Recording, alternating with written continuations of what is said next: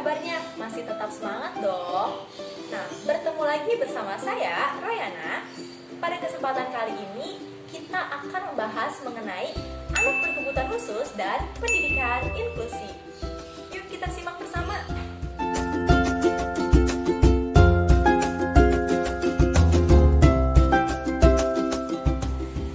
Tahukah kalian apa itu anak berkebutuhan khusus?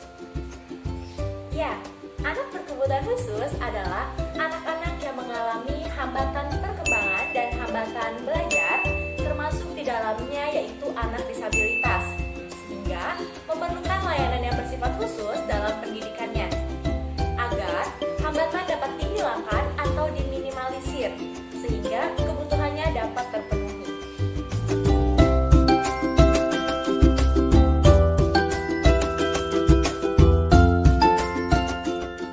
Jenis-jenis anak berkebutuhan khusus diantaranya yang pertama tunanetra, yaitu anak dengan hambatan penglihatan. Yang kedua tunarungu, yaitu anak dengan hambatan pendengaran. Yang ketiga tunadaksa, yaitu anak dengan hambatan motorik.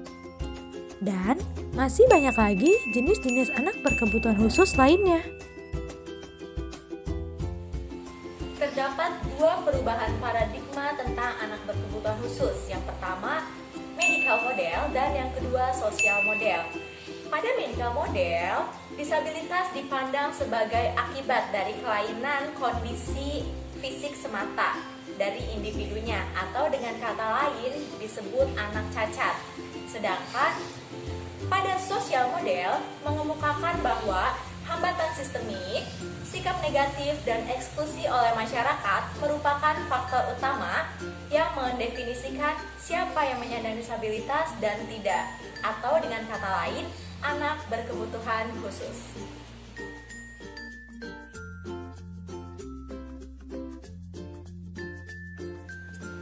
Terdapat dua kategori anak berkebutuhan khusus. Yang pertama, kategori temporer, dan yang kedua, kategori permanen. Nah, pada kategori temporer ini, anak dengan hambatan belajar dan hambatan perkembangan disebabkan oleh faktor eksternal.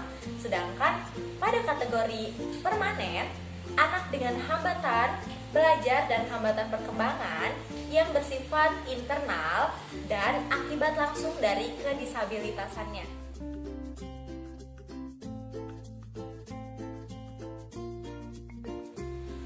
Terdapat beberapa dampak terjadinya kelainan atau kebutuhan khusus, yaitu dampak fisiologis, dampak psikologis, dan dampak sosial. Pada dampak fisiologis, beberapa organ tidak berfungsi dengan baik. Sedangkan pada dampak psikologis, anak-anak berkebutuhan khusus biasanya lebih sering menyendiri dan merasa minder terhadap teman-temannya. Sedangkan pada dampak sosial, terjadinya sosial negatif. Nah, biasanya terjadi penyesalan pada diri sendiri, penyesalan terhadap orang tua, penyesalan terhadap orang lain, serta kebencian terhadap dunia luar.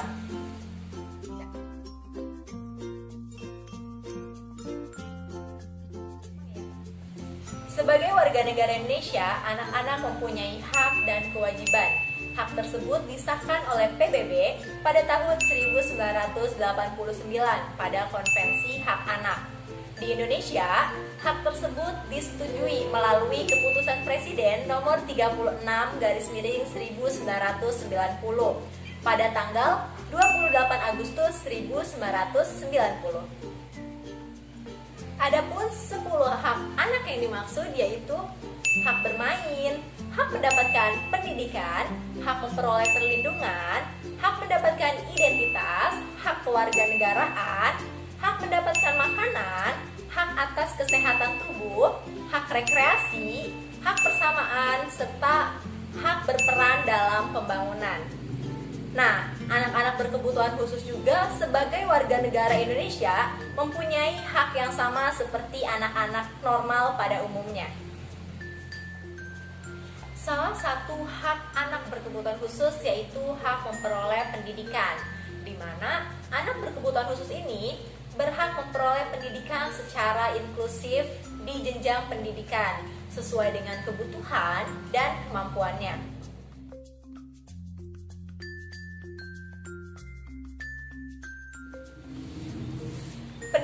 inklusif adalah suatu proses pendidikan yang memungkinkan semua anak berkesempatan secara penuh dalam kegiatan kelas reguler tanpa memandang kelainan, ras, atau karakteristik lainnya. Pendidikan inklusif pada umumnya memiliki dua model pembelajaran, yaitu model inklusif penuh dan model inklusif parsial. Nah, yang pertama, model inklusif penuh. Pada model ini, mengikutsertakan peserta didik berkebutuhan khusus untuk memperoleh pembelajaran secara individu pada kelas reguler. Nah, yang kedua yaitu model inklusi parsial. Pada model ini, mengikutsertakan peserta didik berkebutuhan khusus untuk memperoleh sebagian pembelajaran yang berlangsung di kelas reguler dan sebagiannya lagi di kelas-kelas full out dengan bantuan guru pendamping khusus.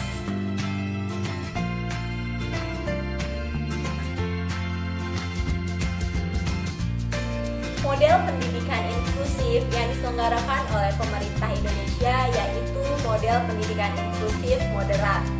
Nah, model pendidikan inklusif moderat yaitu pendidikan inklusif yang memadukan antara terpadu dan inklusif penuh. Nah, teman-teman, itulah pembahasan mengenai anak berkebutuhan khusus dan pendidikan inklusif. Secara umum, anak berkebutuhan khusus memanglah memiliki keterbatasan. Namun, mereka juga mempunyai hak dan kewajiban yang sama seperti anak normal pada umumnya, khususnya dalam memperoleh pendidikan yang layak. Nah, pendidikan inklusif inilah yang menjadi salah satu wadah yang disediakan oleh pemerintah untuk memenuhi kebutuhan pendidikan bagi anak-anak berkebutuhan khusus. Jadi, untuk teman-teman semua, mari kita dukung bersama penyelenggaraan pendidikan inklusif di Indonesia agar saudara-saudara kita yang berkebutuhan khusus dapat memperoleh pendidikan yang layak. Oke teman-teman, cukup sekian pembahasan pada video kali ini. Semoga bermanfaat. Wassalamualaikum warahmatullahi wabarakatuh. Dah.